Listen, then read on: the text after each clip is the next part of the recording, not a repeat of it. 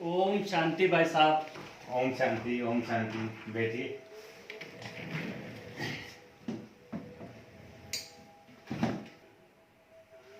आज जल्दी आ गए थोड़ा।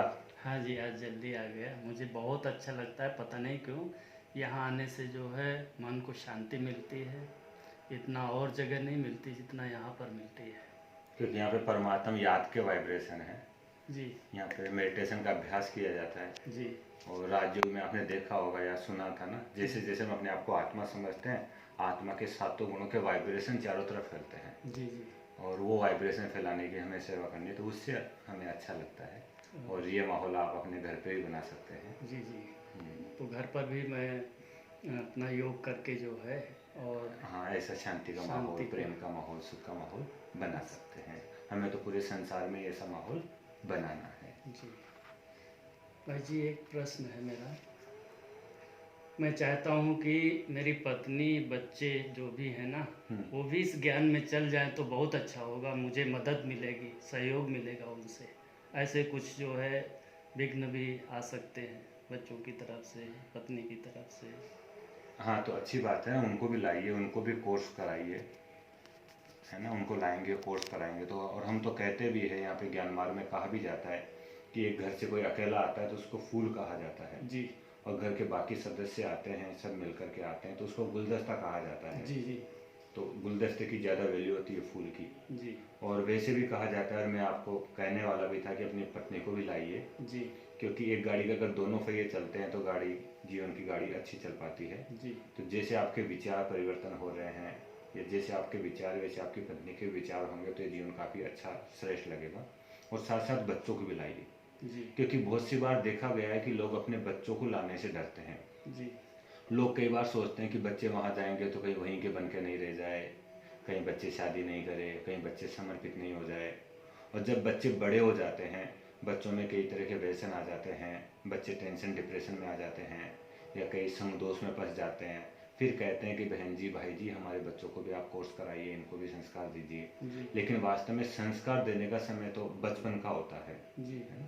तो बचपन से ही बच्चों को अगर लाते रहे तो उनमें भी अच्छे संस्कार बनेंगे। जी। वो कोई समर्पित होने की या ऐसी कोई बात नहीं है। कई लोगों में ये अफवाह भी होती है कि यहाँ हाँ, बच्चे जाए। कई लोग कहते हैं कि अगर बच्चों को वहाँ लेके जाओगे तो बच्चे शादी नहीं करेंगे। हाँ, कई लोगों में ये अफवाह होती है कि वहाँ बच्चों को ले जाओगे तो बच्चे शादी नहीं करेंगे।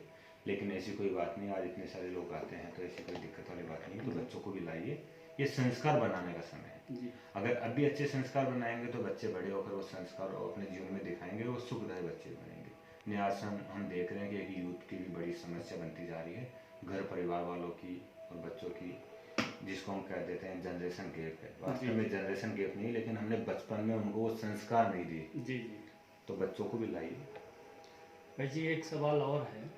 एक मेरा दोस्त है, लेकिन वो मुस्लिम धर्म का है, तो उसे ला सकता हूँ क्या? हाँ, जरूर ला सकते हैं। ये राज्यों की पढ़ाई है, परमात्मा का ज्ञान है, ये सभी धर्मों के लिए है। जी इसमें कोई धर्म का, जाति का भेदभाव नहीं है, क्योंकि परमात्मा तो सभी के हैं। जी जी और यहाँ तो परमात्मा को याद करना सिखाया जाता है और अपने दिव्य गुणों को निखारना सिखाया जाता है। जी और यहाँ तो वास्तव में सभी धर्मों के लोग जुड़े हुए भी है। जी तभी तो आज शाखा, ब्रह्मा कुमारी की शाखा विश्व के 140 देशों में फैली हुई है ना? जी सभी धर्मों के लोग इससे जुड़े हुए हैं।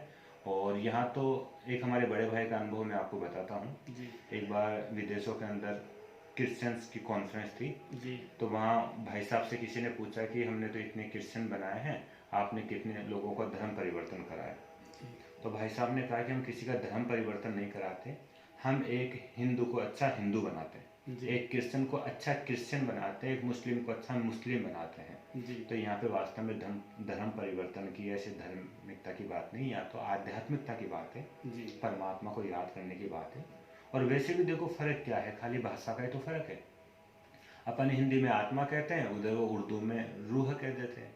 अपन अपनी भाषा में भगवान कह देते हैं, वो अपनी भाषा में अल्लाह कह देते हैं। अपन परम धाम कह देते हैं और अपनी भाषा में उसको सातवां आसमान कह देते हैं। अपन स्वर्ग कह देते हैं और अपनी भाषा में उसको जन्नत कह देते हैं। बातें सारी वही है, खाली भाषा का फर्क है। तो जरूर लाइए, उनको भी इसका लाभ दिलाइए। जी। भाई जी, एक सवाल है कि कुछ लोग कहते हैं आप ब्रह्मा कुमारी में जुड़ गए ना, आपका काम धंधा सब छूट जाएगा। काम धंधा छूट जी। जाएगा। हाँ, ये देखने में आता है कि समाज में बहुत सारी अफवाहें फैली हुई है। जी अभी मैं आपसे पूछता हूँ, अगर समझो आप यहाँ जुड़ गए, हम आपका अगर काम धंधा छुड़ा देंगे तो आपको और आपके परिवार का खर्चा कौन चलाएगा?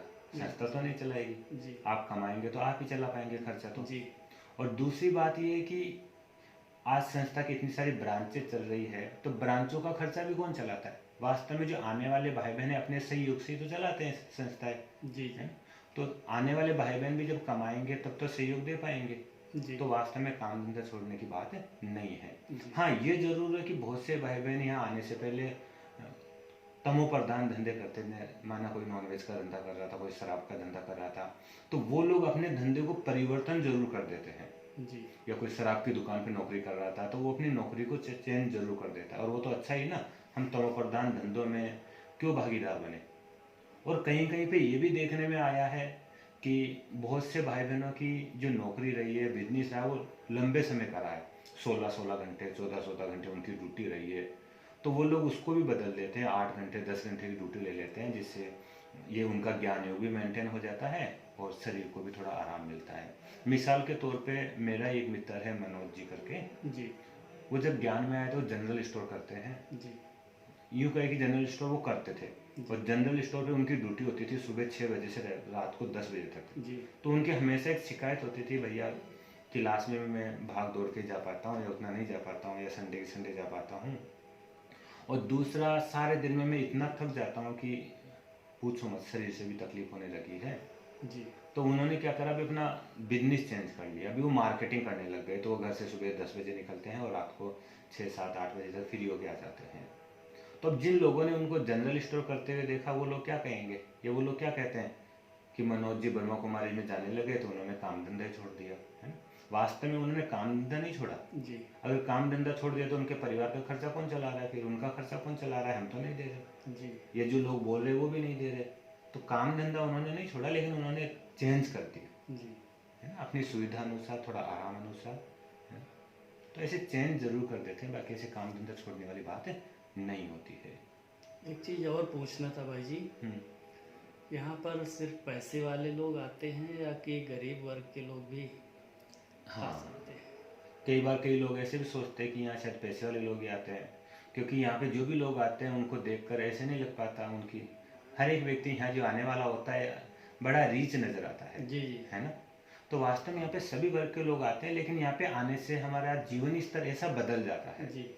कि हर एक व्यक्ति अपने लाइफ को मेंटेन कर लेता है। तो क्या मैं गरीब लोगों को ला सकता हूँ? हाँ, जैसे जरूर ला मजदूर सकते हैं ना। वर्ग के हैं, परमात्मा का ज्ञान तो खेती किसानी करने वाले लोग। जरूर ला सकते हैं। परमात्मा का ज्ञान तो सभी वर्ग के लोगों के लिए होता है, अमीर हो, गरीब हो, छोटा हो, बड़ा हो, स्त्री हो, पुरुष हो, सभी लोगों के, सभी वर्ग के लोगों के लिए ला सकते हैं।